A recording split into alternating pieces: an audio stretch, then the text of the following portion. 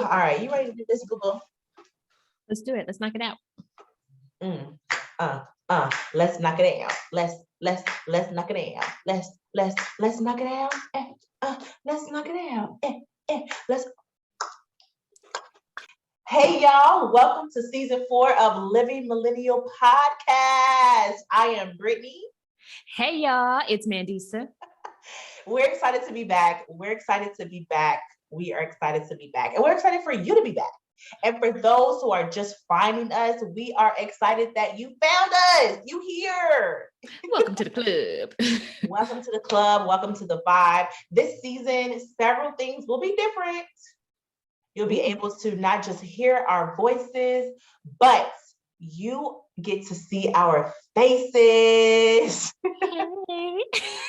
Yes. See all the silly things. Literally, like we get to see Mandisa finally interpret, dance the words she's saying. Y'all can get what we get because we be here for it. Thank you. Yes, y'all get to see my crazy faces. I get in trouble. I make wild faces. You're the reason why we be cracking up. That's real. That's very, very Maybe try to hold it in and just be like, okay, here's the real. We're over here on the sidelines. Right. And laughing. We have to tell on ourselves because I'm looking crazy. And you'll get to see that on our new YouTube channel. That's right. We have a brand new YouTube. Find us and subscribe. Find us at Living Millennial Productions. And we know that y'all can listen. And find us on YouTube at the same time. You better tell them. Okay. We know these because your smartphones are smart enough to do that. So go ahead, run over to YouTube right now, find us at Living Millennial Productions and hit that subscribe button. We have so much amazing content for you guys coming up that we're excited to share. Yes, indeed. And for those of you who missed season 3's finale, we ended the show with an announcement that we have transitioned from 3 to 2 hosts.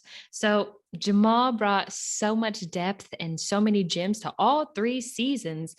And however, we understand that as we transition in life, we discover more details about our purpose, and that leads us to making hard decisions for personal growth.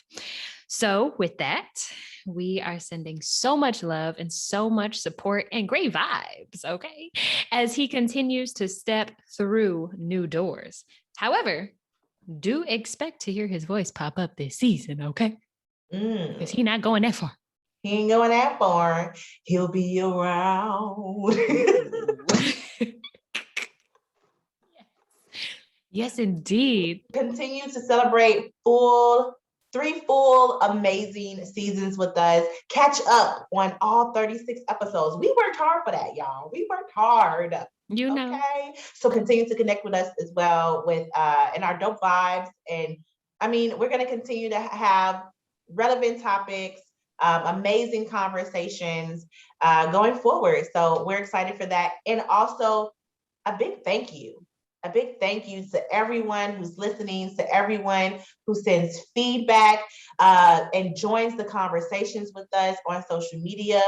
We tell y'all all the time, DM us, join the conversation and DM us, tell us what y'all think about the conversation, give us y'all's perspectives, and you all do just that, okay? We love it.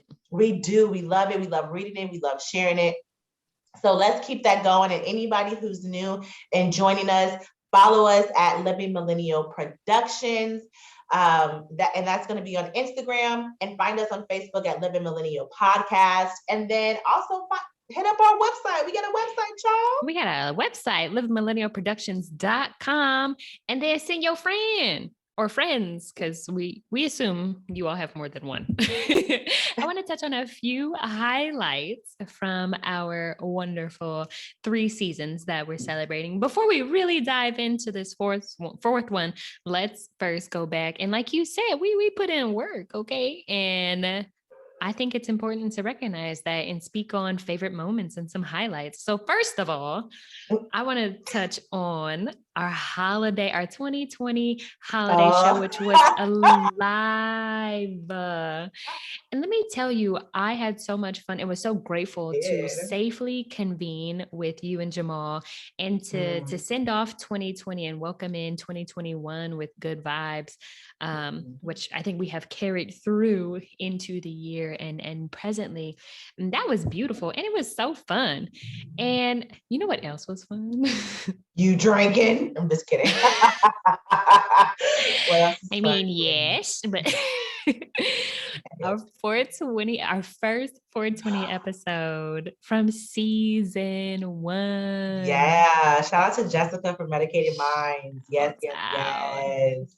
That was so fun. And it's also so lovely to go back and connect episodes as we've gone through the seasons, Mhm, and the seasons of our lives and our mhm, journeys, and to be able to connect episodes with certain time periods in life, I think is mhm, really beautiful. And also to have gotten to know you and Jamal in this beautiful way and grown closer through the podcast, but just as friends is so, so wonderful. So I appreciate the both of you. And I always say, I don't know if I say it as much to you as I say it to other people, but I'm like, this is Brittany's baby. And it's now like a toddler. And it's wonderful to see it grow and blossom. And as you mentioned, we have grown from Living Millennial podcast. We are now Living Millennial Productions. And mhm. there's only up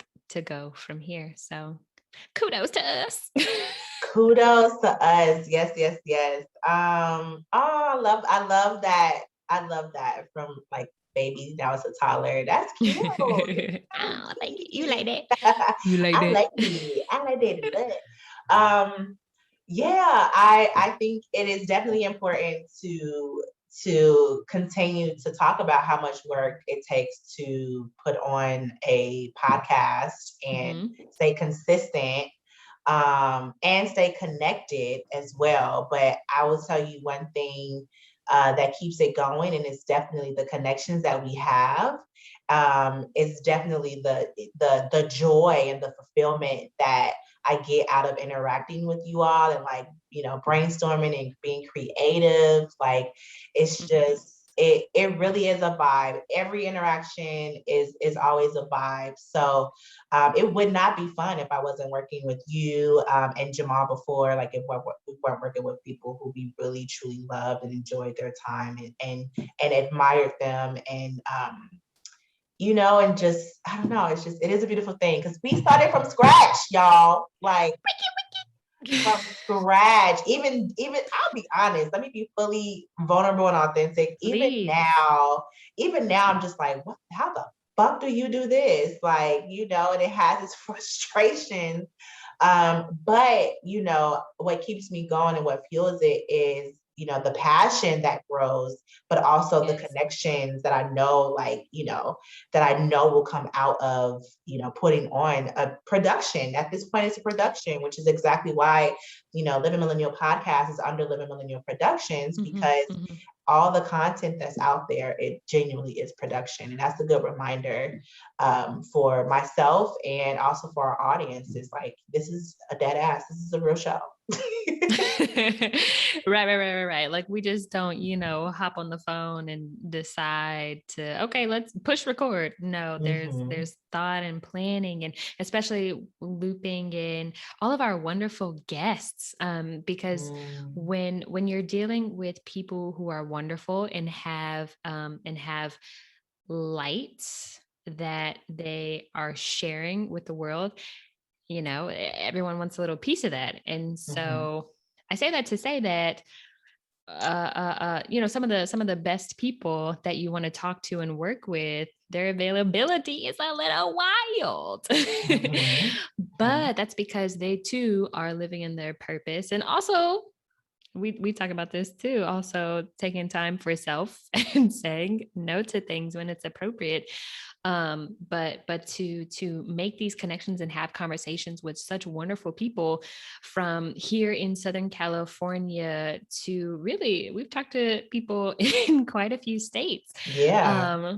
And so it's really nice to weave experiences from folks across the country, and how we as millennials are interacting with the world, Mhm. and treating and talking to ourselves, Mhm. and how we're and what we're talking about with our friends and our peers, and what's happening in these workspaces that we're kind of Yeah. in, maybe not in so much anymore. So there's a lot, Right. you know. There's a lot, that I think has been unearthed Mhm. from this podcast. And as we move forward, there's only, like I said, there's only up to go, and I'm excited for all of the conversations that are to come, and the people that Yeah. we will connect with, and hopefully introduce and connect our audience to. Yes, and look forward to more of that and even more voices, even more Black millennial voices to highlight and to relate to and to learn from. Honestly, that's the one thing I'm always excited to do. That's to learn from our guests, to learn from you, to learn from our audience, and all the different perspectives that are out there that we don't really always hear on the radio, or even on in the news, like what's the reality of what's trending or the reality of certain situations. So definitely look forward to those powerful conversations. We don't want to take that away from you all whatsoever. We want to keep it going, want to keep it growing. And we're excited to kick off this fourth season. Yes, indeed. So, without further ado, let's start this fourth season off with a powerful conversation with some very, very powerful Black millennial beings. We're going to talk about allyship and Black folks connected to allyship and how we can be better allies, how we can ask for better allies, and sometimes even demand better allies. But so I'm excited to have this conversation and introduce you guys to some amazing, amazing voices. Before we get started, make sure you like this video, make sure you subscribe to our channel, and drop a comment. Let us know how excited you are that season 4 has begun. Hey, y'all, welcome back to season 4 of Living Millennial Podcast. I'm your host, Brittany. And I'm Mandisa. And today's topic is all about allyship. We're asking the question, are Black people good allies? Are you, me, you? I'm just kidding. What allies do we need, and how can we be better allies to identities or the different identities within our communities? To help us answer these questions and have a thorough dialogue, we have some special guests with us today. First up, we have Adrian Scott here with us. Adrian, first of all, thank you so much for joining us and diving in with us. Can you please share with our audience who you are and, in a nutshell, what it is that you do? Yeah, thank you so much, Brittany and Mandisa. My name is Adrian Scott. My pronouns are they, them, theirs, simply Adrian. I like to call myself a radical activist here in San Diego. I'm originally from the DMV area, whoop whoop, DC, Bama all the way. But here in San Diego, I am a youth advocate, a disability advocate, homeless youth advocate, pretty much an advocate for the most marginalized, centering Black and Brown experiences. I am the director of a radical wellness center called the Brown Building, where we operate. We have a lot of different organizations with the same radical wellness, transformative justice mindset. So right now we have food distribution. I run my org out of there, the Transistence Network, where we cater to trans queer youth of the BIPOC experience, where if it comes down to just getting them resources, advocacy, gender affirming care, someone to just hang out with, talk to, share some experiences, connect with, network, then that is pretty much what I do. I'm also a recovering addict, so a lot of the things that I do is with the recovery mindset that we'll love you until you can love yourself. So that's who I am. That's amazing. That is Yes. profound and important work that you're doing. So Beautiful thank you, work, thank you, yeah. thank you for sharing. Erica Moorer is also on with us today. Erica, can you share who you are and also in a nutshell what it is that you do? Thank you both for having me back again. I like vibing with y'all and the deep conversations we get to have. My pronouns are she, her, and I work at a university. In a nutshell, I take all reports of equity, harassment, discrimination, and all reports of sexual misconduct, harassment, discrimination, gender, um, stalking, everything that falls under what we call Title IX and Title VII for a university purposes. The best way I can explain my work in the nutshell is by a philosophy that I try to hold myself to, and that is, I believe you deserve to be treated with respect on the best and worst days of your life. It is my job at the institution to make sure that you understand what your rights are, that you understand the processes and procedures, and that I uphold them at all costs for all sides. So both sides. I am not an advocate. I'm a multi-partied person that works for the institution. It is a complicated position to ensure that you understand how to navigate the university's policies and procedures in response to an incident that you've reported to the institution. I'm a firm believer in restorative justice. I'm building that program out on our campus and providing those options for alternative resolution matters. In my spare time, I like to vibe with music and poetry. I'm a huge nerd. I like to read a lot. And I'm dibbling and dabbling into being a life coach. So just a little bit holistically about me. And I like what you shared, Adrian. So I'm from Michigan, Detroit area. What's up, everybody? I'm out here living in the Redlands. It's a whole vibe. But thanks for having me. Thank you so much for sharing. Of course, special shouts out to a fellow Michigander. I'm from Saginaw, just up the road. um, thank you so much for joining us, Erica, and for sharing all that you do and all the avenues through which you do it. Again, powerful work. And last but not least of our special guests, we have Karima with us. Karima, tell us a little bit about yourself and what you do. Well, first and foremost, I'm also a fellow Michigander. I'm from Flint, Michigan. And so it's good to always meet other people from Michigan out west. I really crave those Midwest vibes. And I never thought I'd actually say that, but it's home when I meet other Michiganders. So yeah, my name is Karima, and most of my life and my work has been in my field of engineering, mechanical engineering, and I've worked in various fields: construction, environmental services, as well as consulting. But I'm transitioning now to my business, which is called Yoga Yourself. I am a certified yoga instructor, and I teach yoga and meditation and the skill set of using yoga asana and meditation as a tool on hand for managing your mental health, as well as your conscious development or your spiritual development. And I hope to be doing that full time much sooner than later. Apart from that, I've spent time in the arts as a performance poet. I did spoken word poetry, and I've taken quite a bit of a break from that. But I'm always writing. I'm always using my voice. I'm always sharing with people closest to me how I see the world and things like that. So I'm conscious, but I'm also looking for how to apply that consciousness to activism and allyship. So I consider myself as more of a learner on that end. So I'm glad to be here and learn from you all.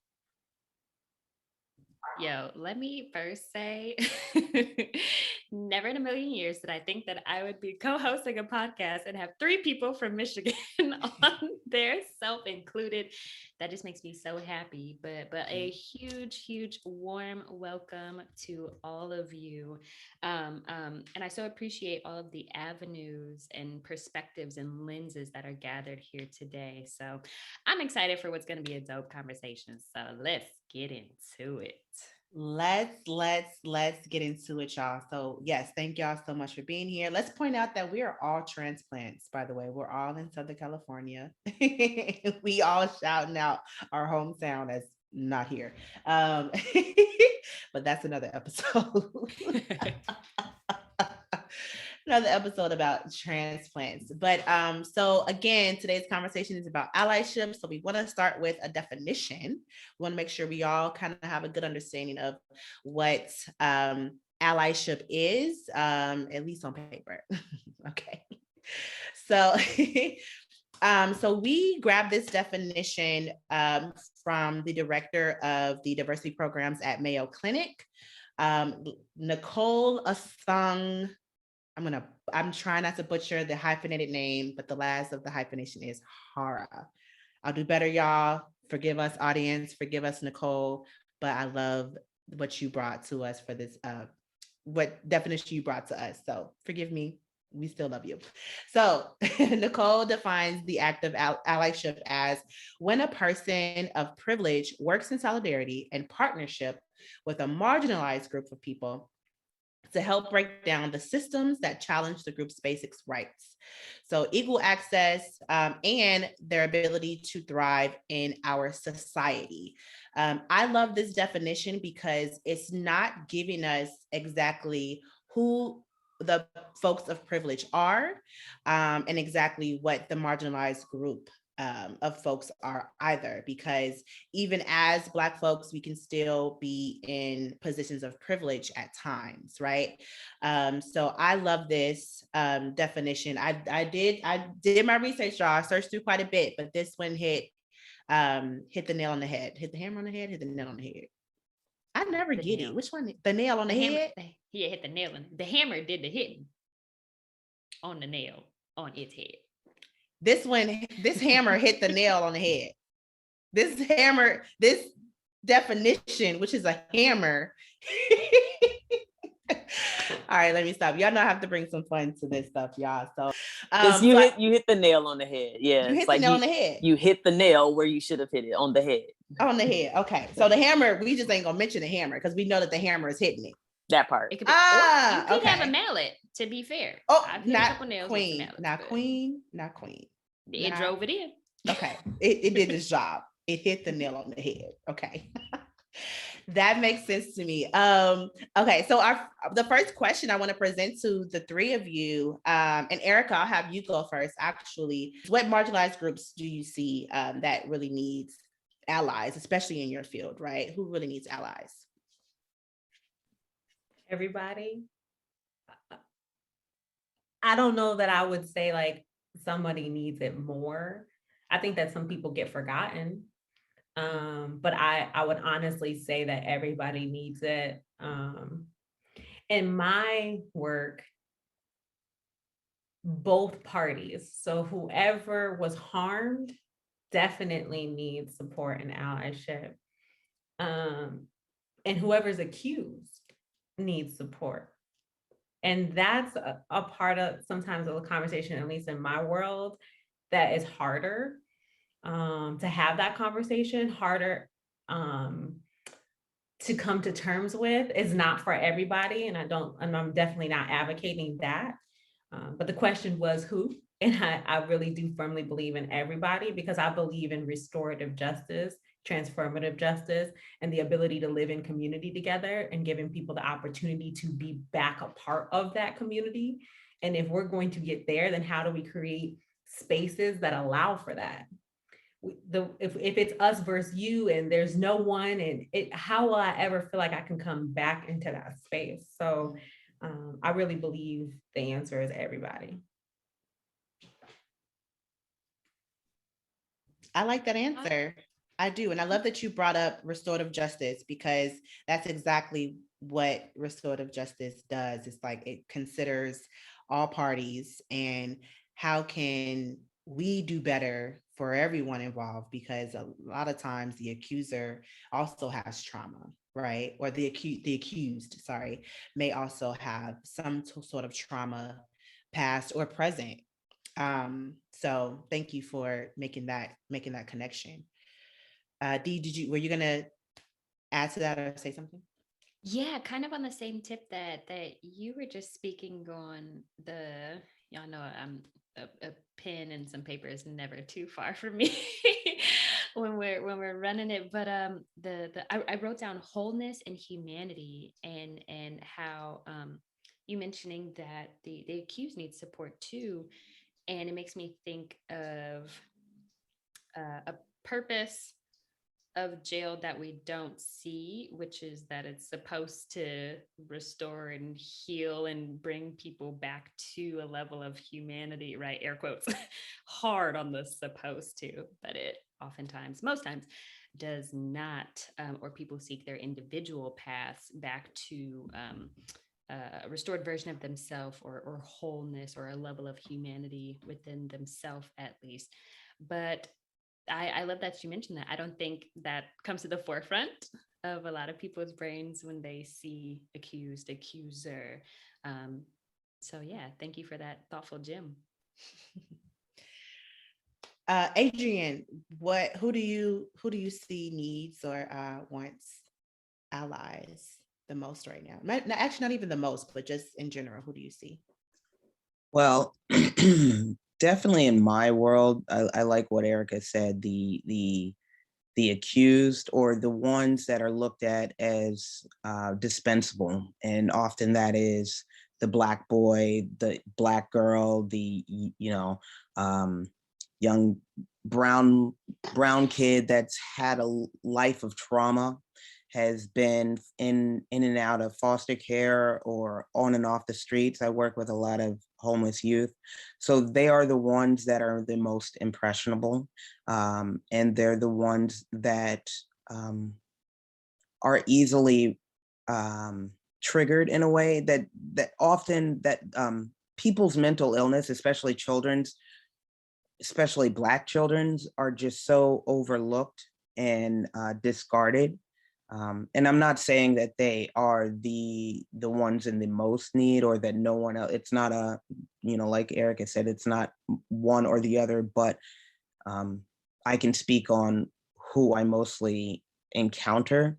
Um, and even speaking for myself as a child, it's so easy that we see in the media how they age us, how little Black girls aren't allowed to be little Black girls, and little Black boys are definitely not allowed to feel, and that just grows up, that continues on into their adult lives, where we have generations full of men unable to process and unable to heal, and just thrown in and out of a system, the streets, shelters, foster care, prison, institutions, addiction, some kind of system in which it doesn't allow for us to thrive. So I think, that's one of the biggest areas that we really need to focus on, is restoring our wellness through whatever means necessary to really get us. We oftentimes we talk about reparations, but we also don't talk about the restoration to our spiritual selves, to our emotional selves. And so, just thinking of my own coming up homeless and addicted, and not being able to find the services that I need as a poor little Black, at the time identified as a Black woman, you know, who also did street services, or shall I say, to get by. Um, you know, yeah, on one hand, we have to, you know, the empowerment that is needed for us to be able to do what we have to do, but also we don't think about those moments of, well, how did we get there? How did she get there? How did that person get there to that point where they needed to survive off of these certain tactics? So, you know, we can put these folks that are marginalized into homes, but we don't give them the education or the comfort or the consolation that they possibly need to become whole.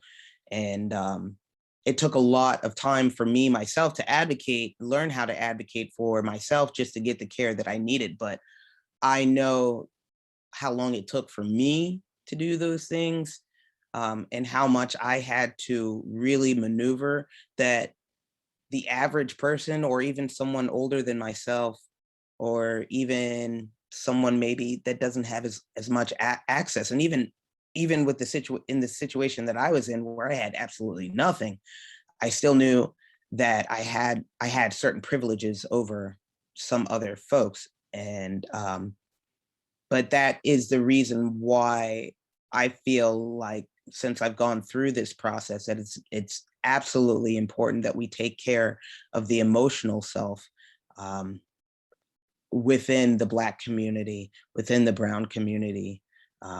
And so I'm not gonna really say that it's necessarily one system over the other, or one race or ethnicity or one grouping, but the community, the Black community as a whole, I feel like really would benefit from reparations, emotional reparations, that I don't think that the white community is really, white society, supremacist society, is really ready to take on and talk about. That's real. And ultimately what I hear you saying, Adrian, is like wraparound services, which is a common term we use in San Diego in our activist spaces, is like just ensuring that folks are getting care holistically, right? Just like whatever, in every way that we can, ensuring that we're able to aid our community and aid one another in whatever is needed. There's nothing missing, just to ensure consistency and stability. So I love that that you were giving examples of that. And Karima, I definitely want to hear from you of who do you see that needs or wants allies right now? I had kind of like two answers to that. I mean, the quickest answer I have is, it's kind of hard to say, because I think power is in a constant state of flux. And it depends on what the social political climate is looking like at the moment, where it shines light on people who don't have power, or who hasn't been as vocal before, but maybe a set of circumstances has brought them to the forefront, such as, hashtag Stop Asian Hate, where there's these conversations that are coming up about the sexualization of Asian women. And I can remember a time where that was kind of like a standing joke. Not that it was funny, but it was just something that kind of came up, but it almost was kind of like stated as like in terms of flattery, like, well, they should feel, privileged for being so sought after, but like now it's not funny, and it's not cute either right now, but a year ago, that wasn't the conversation, so I think things are constantly shifting. The second answer I had was, if I had to choose from my standpoint, from my lens, I would think it's the group that seems to be the least understood at this time. And I think that's the trans community. I think that's harder for people to kind of get their minds around, versus like, being queer or being gay or bisexual or even questioning. I think people can kind of understand those things. For one, because for a particular gender, that's always been kind of allowed. And for, another gender, it hasn't been. but people are kind of like coming to terms with what it means to have same-sex relationships, and that conversation is a little more easily digested, whereas people aren't understanding the biology versus social aspect of being trans. And so I think that's a longer road, and there needs to be conversations around that, so that people know how to respond and show up to advocate for trans persons. So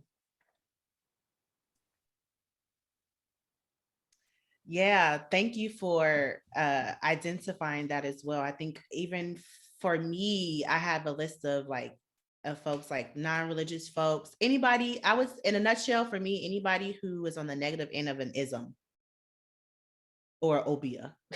Sorry. Oh, but at the negative end of that last part was made up. But anyway, negative end of an ism, right? So like sexism, racism, all those things. So our non-religious folks, will, to me, need allies in some spaces. Fuller bodied folks need allies. Of course, our LGBTQIA plus community needs allies. The younger generation right now definitely needs allies. And one thing I want folks to think about, our audience to think about especially, is, how are we being allies to other folks with, just different identities than us, right? In what ways are we not allowing our curiosities to get in the way of someone's comfortability? That's the first step for me. In what ways are we doing those things? So, yeah, Dee, did you want to answer that?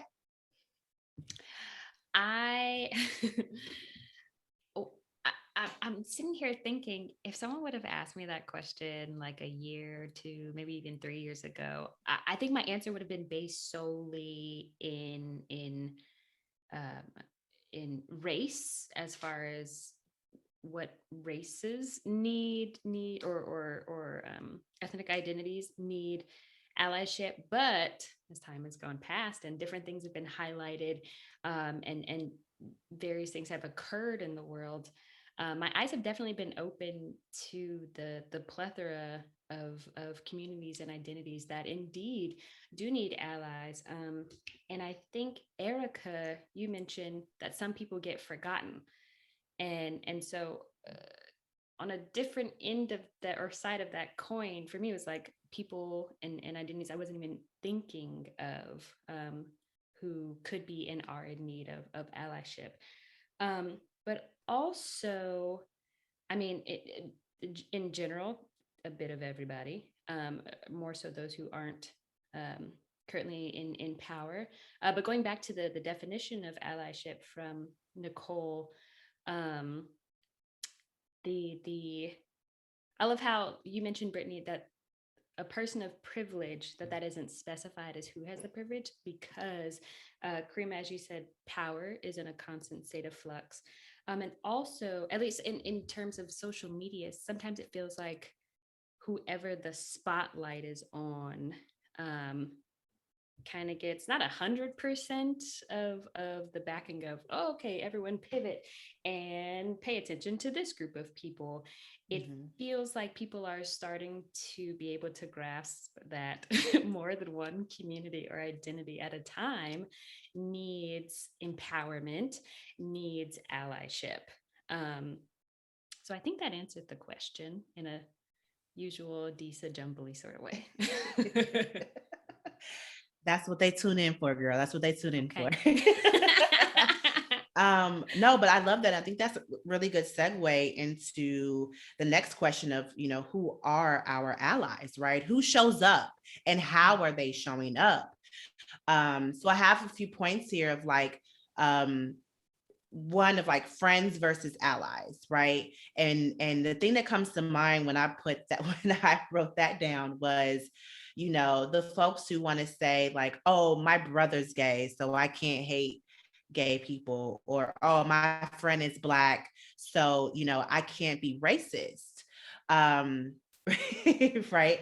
So the people who Mandisa made a face, sorry for those who are listening, Mandisa made a face mimicking the bullshit I just said.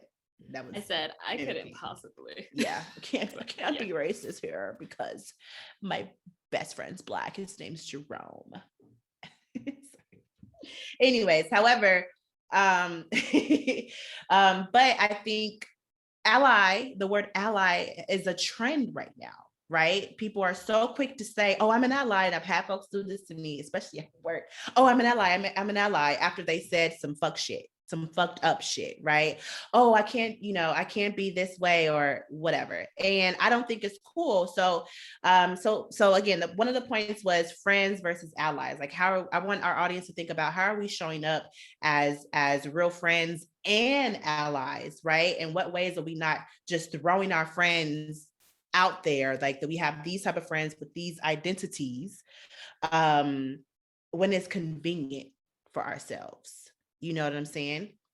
Versus real allyship in what ways am I speaking up when necessary for my friends, or in what way am I, possibly correcting someone who may be, talking crazy about someone who identifies very similar to who my friends are. The overall question is, who are our allies? Who do y'all see that's not even really showing up? We'll get to that later, but who are y'all seeing that like is showing up and calling themselves allies to any community? Well, one, I want to just say that I stopped using the term ally years ago because I started to notice that it was really easy for allies to pick up the script and then come 5 o'clock, go put it down and be sitting at the same places that we were just boycotting, that we've been calling out. So I stopped using allies and started using and recognizing accomplices, because accomplices, they don't have to be my friends, but they respect me and they know when to sit down and listen and fall back if somebody calls them out on their fuck shit. So I am very good at realizing who's actually down and who's picking up those Black Lives Matter signs just for the clout or for the safety.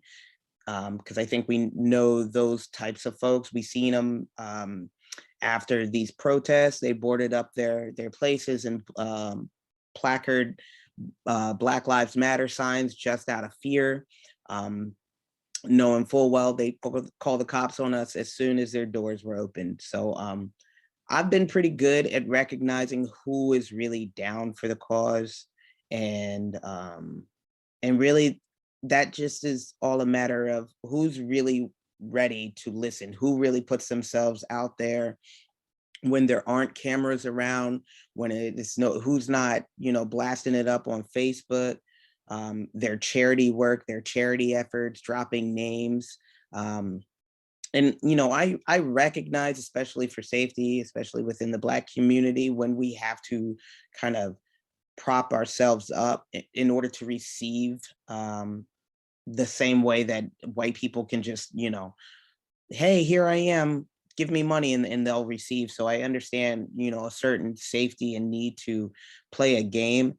But when it comes to white folks, when it comes to non-Black folks that are in the movement, it's all about how you move and what you do.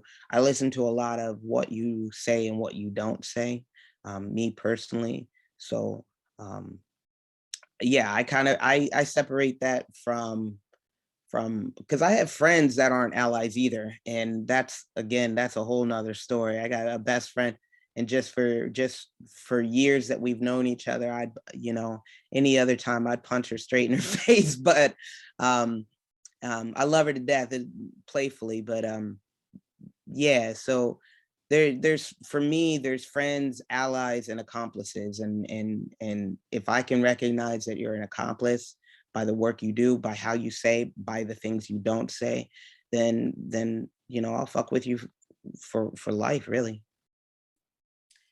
Yeah, thank you definitely for bringing that up, because I think that's accomplice is a term that isn't as popular, because it actually means that folks are putting in real work, right? They're not just performing and they're not just throwing that word out there. It means that they're actually, like you said, showing up to communities, getting out of the way when they know they need to get out of the way, listening and really checking their intentions, and understanding what their role is. So thank you for calling it out, because I'll be honest, my experience here in San Diego since June of last year with folks who are saying Black Lives Matter has been pretty negative, because we can say we're chanting Black Lives Matter. However, you are silencing Black voices and you're putting more Black bodies in danger because you're allowing your white rage or white passing rage to be at the forefront. And that's not okay.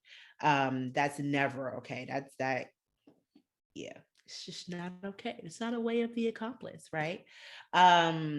So Erica, I'd love to hear from you and what your answer to that question is. So who do you see showing up and being an ally or an accomplice?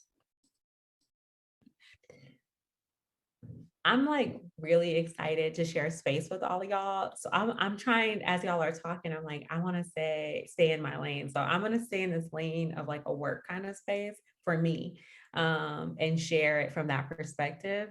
I really like what you shared, Adrian, about listeners.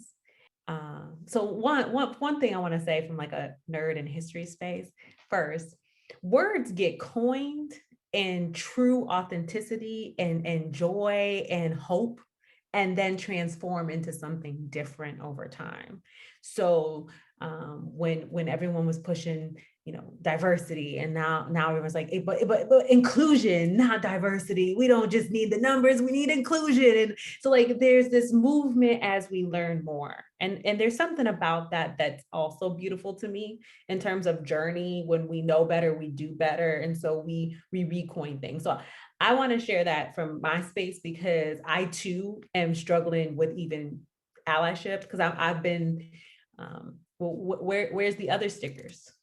Where's the other programs that teach that you not to touch my hair, and how to call my name and how to pronounce my name and how to support me in these spaces? And so that's kind of my plight, especially in education and college campuses.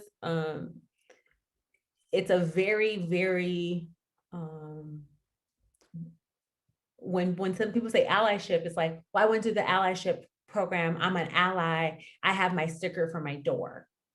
And typically what they're talking about is that they went through some type of SAFE program, through the LGBTQIA Center or Equity Center on campus or Diversity Center on campus.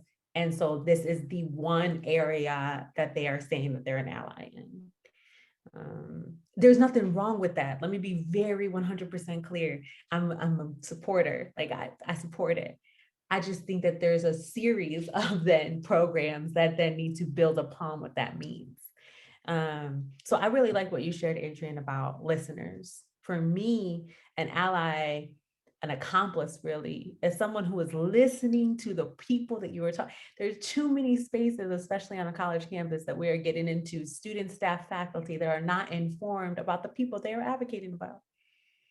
And this includes brown folk, because we're like, but they want bars and we had to, and I get it because the numbers are low, but do we know what such and such did before I march? Can I ask some questions and gain some information?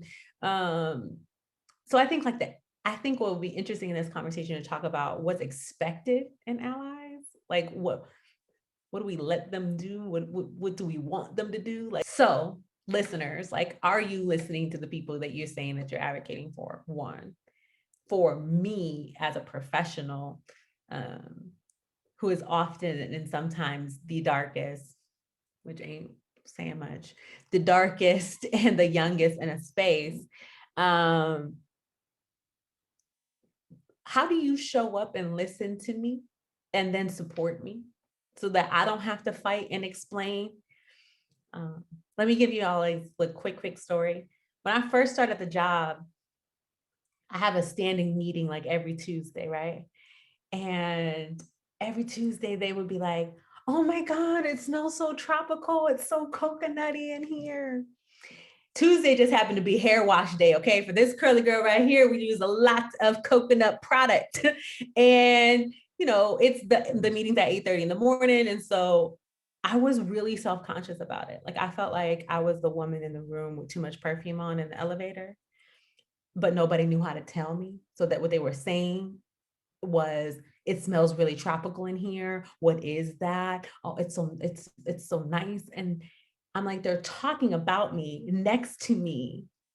Am I supposed to raise my hand? Am I supposed to say it's me? How am I supposed to navigate this in this business meeting? I got self-conscious. I was like, not washing hair on hair day. Then I was like, no, you got to be you. Like, you deserve it. Like, wash hair on hair day. Like, it's like all of these things. For me, it was the person, when I finally said, it's me, who said, I understand. Who said, I hear you. What do you need from us? How do we help you feel more comfortable in this space? That mattered to me because I didn't really know how to navigate that situation. I knew what I wanted to say as Erica. I didn't know how to navigate it as a professional in the space, forced to go to this meeting every week. So it's for me, it's someone who listens, who observes and sees and doesn't require somebody to come to you begging and pleading for help. It's also somebody who's willing to support you, and not that I'm praying for you. Not that I know you sick, but let me know if you need some. Those are the least favorite people who say that they'll help you. It's like, I'm sick, give me some Kleenex. like what? Come with the soup. Everyone who's sick needs the soup. Just bring it. I will eat it eventually, right? Bring the Gatorade. So what does your support actually look like? And do you make me beg for it? And I don't think we talk a lot about that. And for me, when I say beg for it, I think it's okay to offer a support and then ask somebody like, I can offer these things. What additionally can I do to help you? Because when you ask someone who's going through something traumatic or is in crisis or is nervous or anxious, and you ask them, what do you need? How many of us actually know what we need? But if you give somebody a menu, we can tell you what we don't want.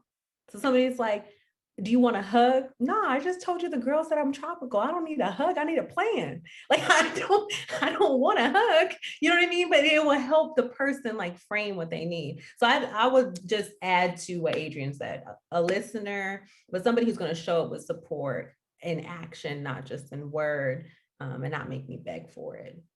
Well, thank you for that though. That's a real question. That's especially, the question of, how are you really showing up? How are you listening? Right? Those questions that you all posed, which is again, kind of aids my saying of like, just check your intentions before you show up, because that's going to help us listen better, and show up in spaces better. Karima, you got an answer for us? Yeah, the term ally is really, really murky. And as we kind of like grasp at trying to define what it is, it becomes even more apparent. I remember about maybe 5-6-ish years ago now, a white male friend of mine who has been very close to Black communities since his teenage years. He was kind of like the cool white dude, and he was Jewish, and so he kind of had like this joke, like, I'm Hebrew, like kind of thing like that. He was super cool, and I am confident that he will be an accomplice for Black people. Let's just start there. Let's not talk about like all different groups. Just the conversation that we had was about Black people and where he fit in with those communities. And he might have been ahead of his time when he said this. He said, I don't call myself an ally because the way it's defined, I apparently don't fit into whatever that is.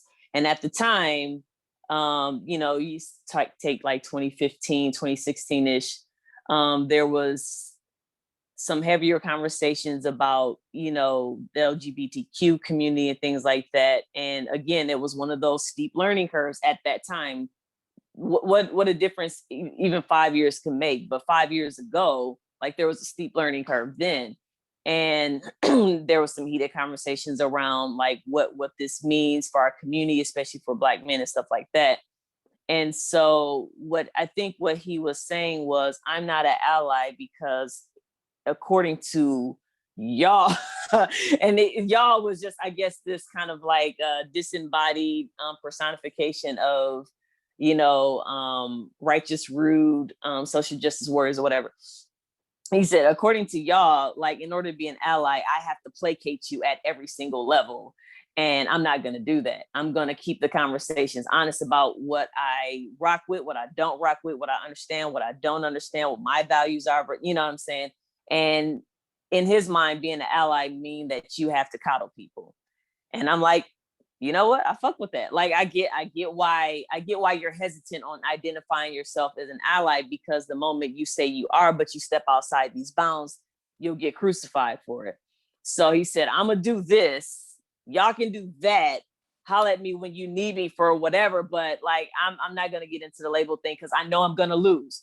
And I would agree. Like, at the time, I was like, well, I respect that. It left me to kind of wonder like where his grievance was, because it felt like a kind of preemptive thing. But like, as time has transpired, I'm like, God damn it, that guy. I get it. Like, I kind of feel like I'm where he was then. You know what I mean? My eyes have kind of opened up to the manipulation of the term allyship, and it causes us to cannibalize one another and fight and have this kind of infighting. And I'm really over that shit. So it's almost like, we need to kind of go back to the drawing board on what allyship really means. For me, if I had to like, go least common denominator on what an ally is, I would say bare minimum is someone who is willing to hold space, listen, be curious, participate in conversations. And I know we've done all the talking. I know we've allowed people to ask all the questions. I know. But sometimes that really is all people are equipped to do, is just listen and ask questions. It may not feel active enough for some people. It may not feel engaging enough. It may not feel very much like being an accomplice. But one thing that I've kind of learned is that I don't want you to do shit that you are not equipped to do. Do not act like you about that life. I'm the fuck not gonna be acting like I'm about that life. Like, there are some things that I'm willing to risk and some things I'm not. I don't want you to act like you're ready to risk your job or whatever it is. Like, don't do it. Like, don't do it, because you're not gonna look back at me later and be like, well, I did this because of you. Like, you have to have the wholehearted conviction to be an accomplice. And if you ain't there, you ain't there. So there is levels to participating in this social justice arena. And most people aren't willing to risk it all. Most people aren't willing to risk it all, period. That's real. And thank you for calling that out and even giving that example of the Hebrew. That was actually pretty funny. I fucks with that. Yeah, and one thing I would even add to that too is like, when we show up to certain spaces, we really have to like sit back and be mindful of what they're doing in those spaces. Because one thing I've learned is not every space is there to educate everybody or educate new folks. Sometimes, like, we're having one conversation and we're putting down demands, and you're in a space of truly active people. That may not be the space to sit and ask questions like, who's Frederick Douglass? What? Like, you know what I'm saying? That's not the space to do that. Yeah.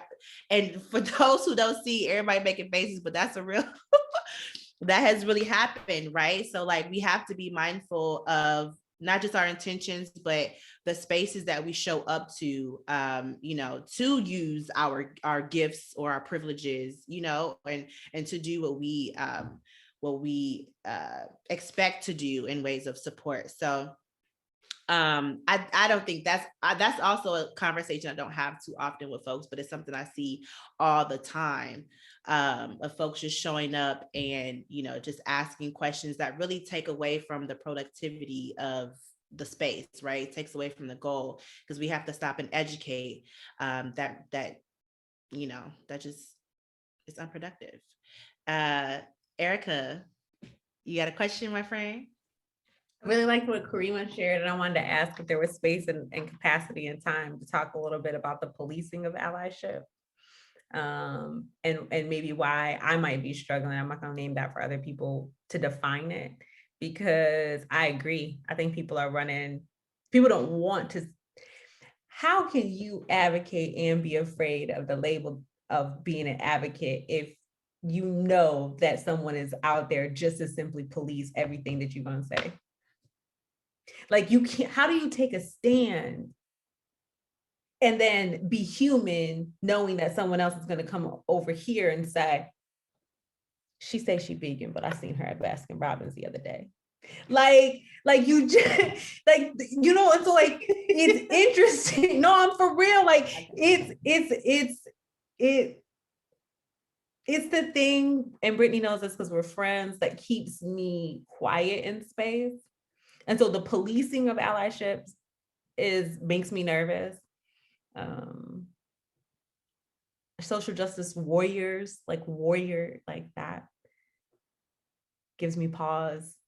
And I wanted to muddy it up even further by saying, like, where are people advocating? Because just because you don't see me at the march doesn't mean I wasn't sitting in the meeting with cabinet members. Doesn't mean we didn't secure the funding. So some of us are playing different roles. Is there room for all of us? I guess is what I'm trying to pose. So. Yeah, so I can answer that for you too. So there's definitely room for everyone. So active allyship and activism doesn't look just one way. Like you're going to have folks who show up in spaces where, they may not be risking their lives, they're not on the front line, but you have, true accomplices who are lobbying for policies, like here in San Diego, AB 392 to pass, that is supposed to hold officers accountable for using excessive force, right? And deadly force, lethal force. So you're going to have your activists and your advocates and your accomplices that show up in space like that.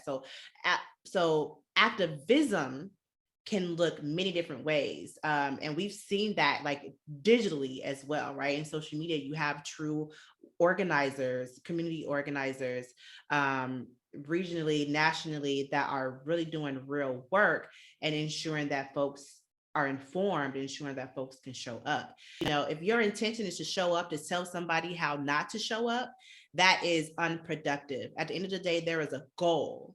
At the end of the day, we have demands. At the end of the day, we want to be safe. So how someone shows up, because since activism looks many different ways, so how someone shows up is not in an unharmful way. Let me be specific. How someone shows up in an unharmful way to others should not be policed. We should not be focused on that. We have goals. We got things we're trying to do. So I'm not sure if that answers your question or not.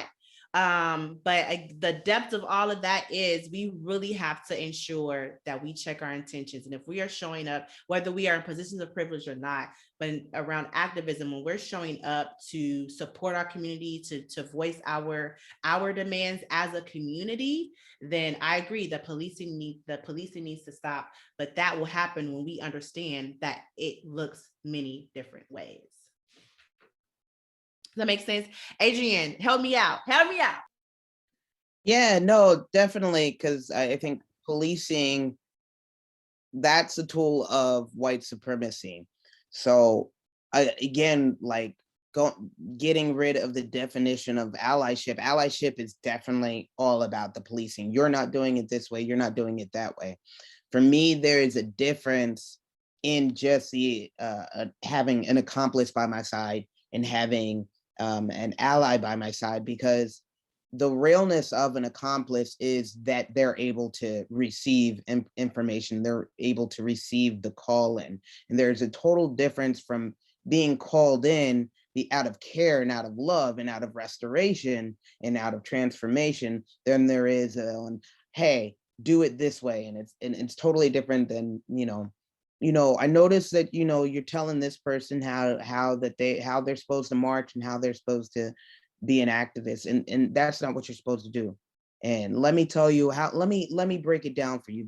There's a difference in trying to perform that allyship, where it's like, hey, look at me, I'm keeping everybody in line, versus, hey, let me pull you to the side so I don't embarrass you, because you might not have known, and this might be your first rodeo or whatever, but let me show you the right way, because you learned from the white supremacist tool of doing it the wrong way, and we ain't here to do that. So for me, as somebody who's very open and very upfront, um, probably to a fault sometimes, I know that when I call somebody out, when I call somebody in, rather, it's with the intention that you do better, that you do it. You got that one. I operate on a one strike rule. Here you go. That's your first warning. And now you need to go sit down if you didn't get it the first time. Maybe you need to figure out why it is that you're on the outskirts feeling like everybody is another and you're over here. Or if you can really receive that call in and humble yourself and say, oh, okay, let me do this right by them and for myself too. So what you said, Erica, was just it's hard. It's very hard, because a lot of those folks, it irks you, and it's like, and it makes you feel self-conscious. But there's a huge difference from being an ally and an accomplice. And I think the accomplice will take the call in, and the ally will just become defensive. I wanna chime in and first of all say that I love instead of calling someone out, calling someone in, because that to me says that you're still choosing to lead with love, and that whether that person, you recognize that person as an ally or accomplice or somewhere in between, or somewhere just not even within those words, that you have recognized their intentions, their good intentions, that they are in the space to support and or learn and educate themselves, or do something in support of the identity or community or group that they're present for. And that there's still, even if they might not be supporting in a way that's correct at the time, or in line with what's supposed to be happening, that there's still a way to bridge their missteps, and kind of get them back in line with people, while still allowing them to show up how they will authentically and genuinely show up. So thank y'all for that. Because that is a big conversation to have, is like, again, what does allyship or accomplices, what does that look like, right? Like, how are people really showing up? And who's being truly active and who's just being performative and calling themselves whatever they want to call themselves when it's convenient for them. So the next question, knowing that past injustices and discriminations are perpetuated and don't help truly in bridging the gap within current generations. So knowing that within other marginalized communities or within other communities, that we have folks who still perpetuate like white supremacy. We know that white supremacy, their policies, all that shit does not have to only happen through white folks or white bodies. We know that there are several other folks who identify with other cultures who are anti-Black.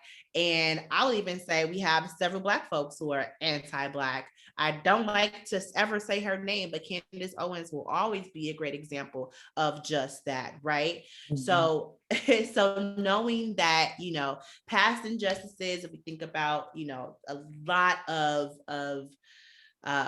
harm and trauma that's been done during like Jim Crow laws and a lot of things that continue to separate our communities, despite them celebrating integration, which is really, diversity is a new word for integration, but that's, sorry, I'm about to start rambling on that.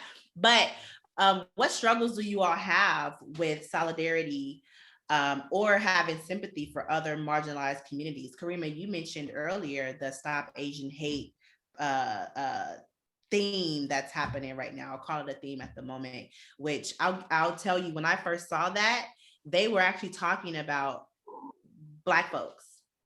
They were talking about Black folks who were essentially defending themselves against anti-Black Asians. Asians, yeah. And, you know, and discrimination against Black folks. And they, you know, were defending themselves. But so that's just an example of that. So again, what struggles do you guys have with solidarity or having sympathy for other marginalized communities? Yeah, so I have trouble kind of getting past some things that I've heard, like, you know, as early as in college when I went to school with a wide variety of different ethnic backgrounds and nationalities. And some of those people, like they were still lingering in my friends list from college during like the xenophobic events earlier on last year. And the petty side of me was like, that's what the fuck you get for talking that bullshit like 15 years ago. Like, and I was just like, but I don't want to be that person. But I actually did unfriend that person because they were just a sore reminder of some offensive things that they said in their youth, albeit we've all said really fucked up things when we were younger and didn't know any better. But I noticed how also very silent they were when there was civil unrest pertaining to the Black community.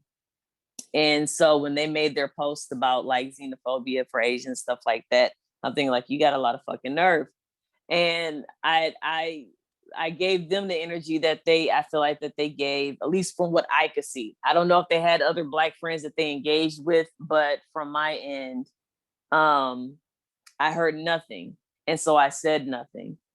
But last week I actually joined a Zoom call that was hosted by two nondescript people. I don't know who they are, but it was on Meetup, and it was talking about you know, xenophobia and the sexualization of Asian women and the emasculation of Black men. When I tell you this stuff sounded so parallel to the issues that Black people go through, I was like, oh my goodness. So I'm like, one of two things are true.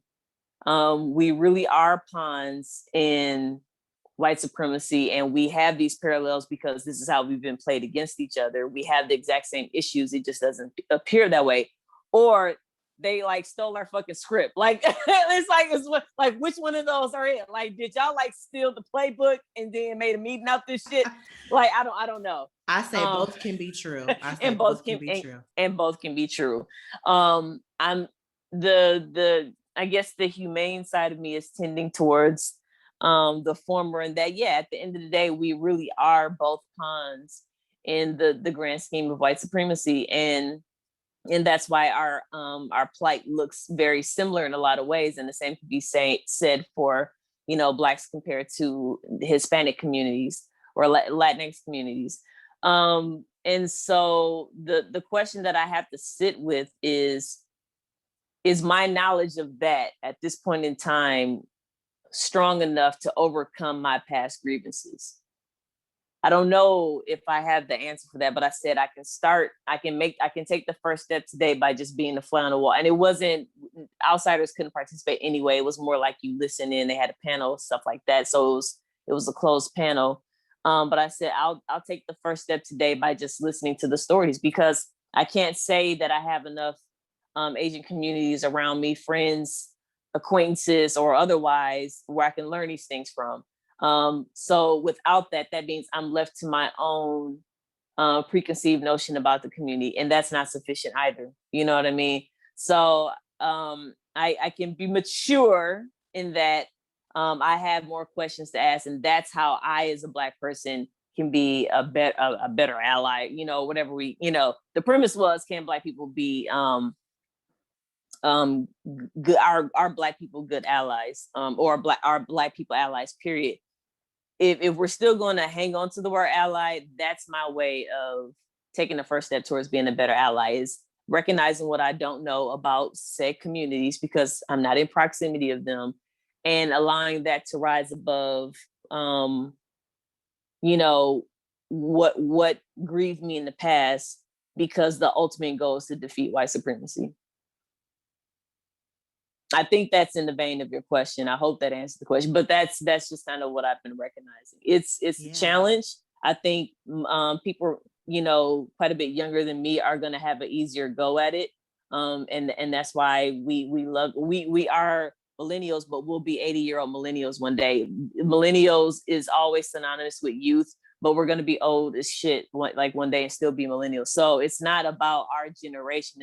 It's really about the youth. The youth are a lot more, they are defiant, but they are very pliable. And then there's just some shit that they won't have to go through because we went through it, just like we want to go through some shit because our Gen X and boomers went through it. So I look to them in that I respect them leading the charge on this because they don't have some of the baggage that I would have. And that's important. So yeah, it's gonna be a long road, but I think we can get past some of this. Yeah. Thank you for that. And thank you for also clarifying and identifying that you are in your like first steps, right? And first stages, you're asking yourself certain questions. You're showing up to listen. You're checking your intentions.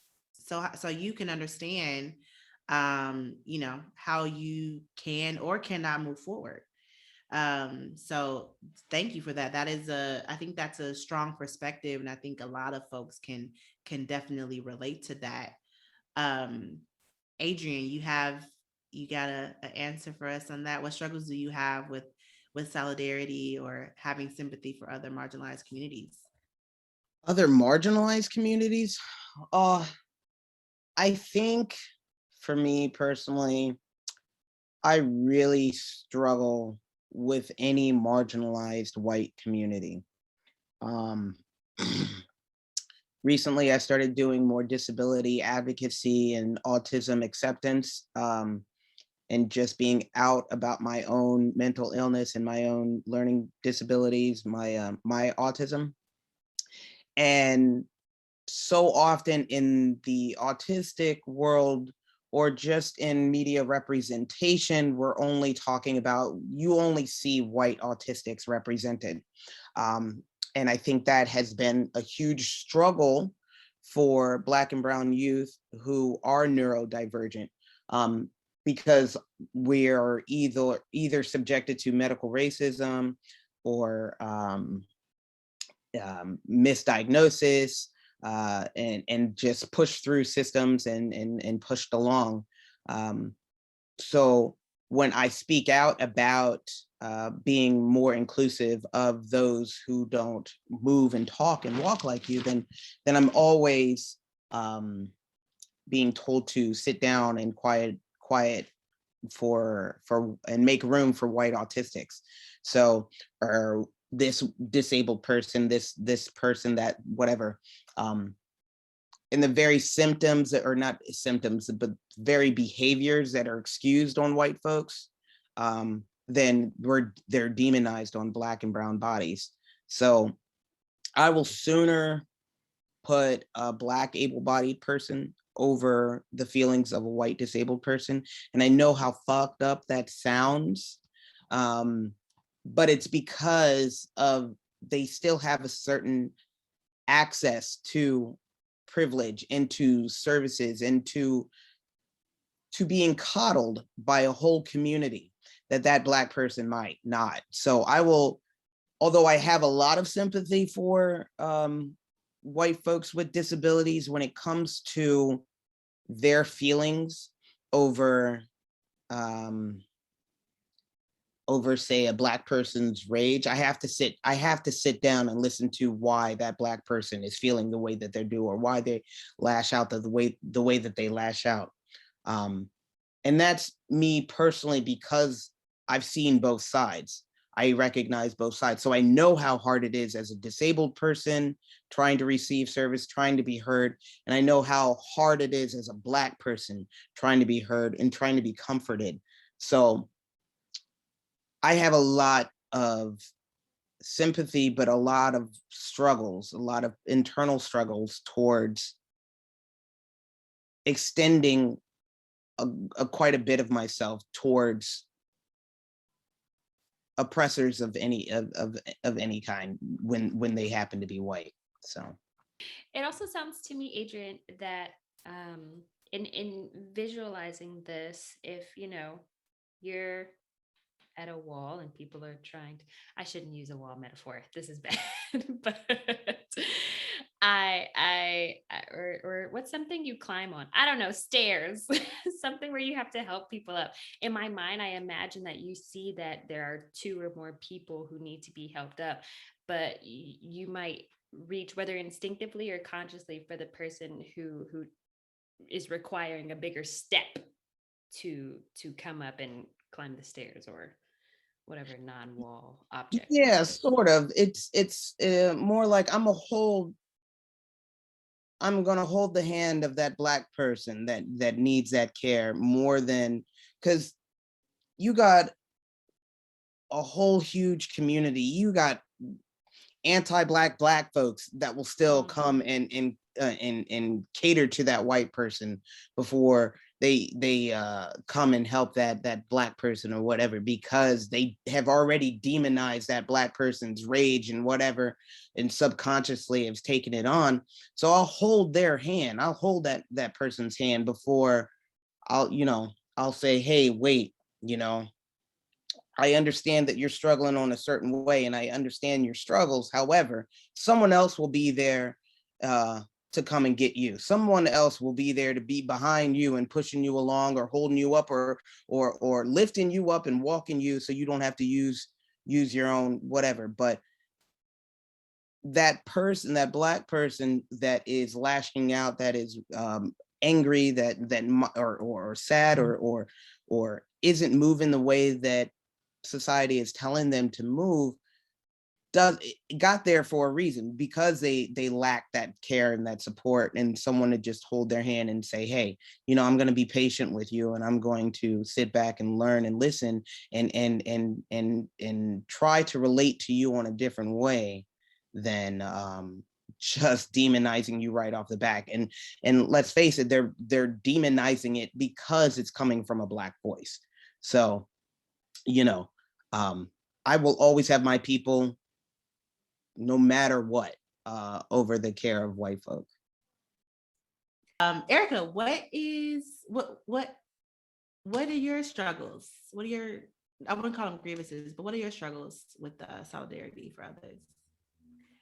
First and foremost, as I'm thinking about my answer and listening to everyone share, I just want to say, like, me as a person and professional, like, I'm never going to stand for fuck, shit, or hate. Like, I'm just not. Like, you're not going to do nothing crazy in front of me, and like, I'm not going to scream out. Like, that's just, like, that hurts my soul in a way.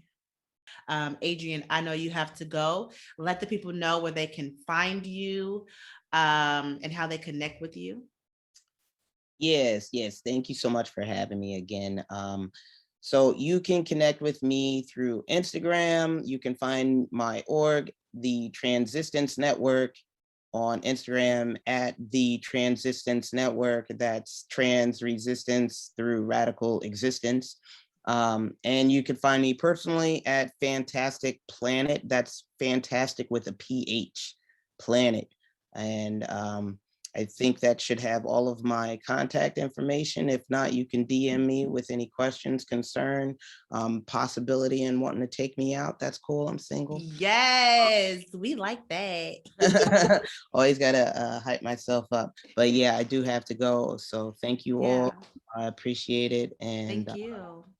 really enjoyed. I wish I could stay on and continue this an amazing conversation, but next time, definitely have me back.